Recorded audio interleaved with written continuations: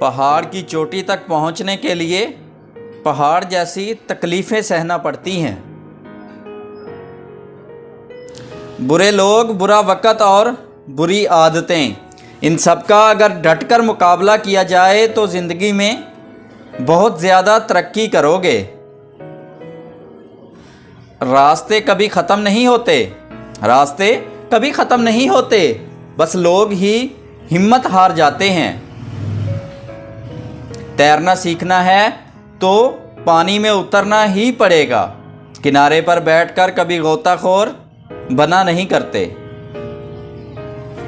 जब तक आप ये तय नहीं करेंगे कि आपने ज़िंदगी में करना क्या है, तब तक आपका ज़िंदगी का हर दिन उलझन भरा ही रहेगा। अगर खुद की इज़्ज़त करवाना चाहते हो तो दूसरों की इज़्ज़त करना भी सीखो। बोलने के लिए अगर ज़बान मिली है तो सुनने के लिए कान भी रखो।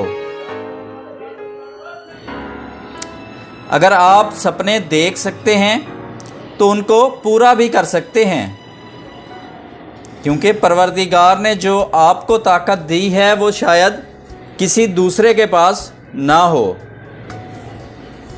ऊंचाई पर हमेशा वही लोग पहुंचते हैं, ऊंचाई पर हमेशा वही लोग पहुंचते हैं जो बदला लेने का नहीं बल्कि बदलाव लाने का सोचते हैं। जिस मुश्किल का हल समझ में ना आए, जिस मुश्किल का हल समझ में ना आए उसे वक्त और खुदा पर छोड़ देना चाहिए। यकीनन इसका नतीजा अच्छा ही आएगा।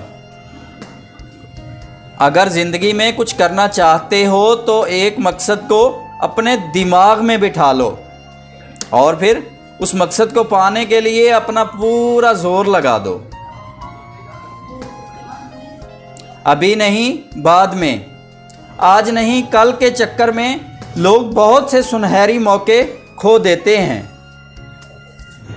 अगर आज आपका वक्त ख़राब चल रहा है तो माजी में देखिए कि आपने वक्त के साथ किया क्या था, आपको जवाब मिल जाएगा।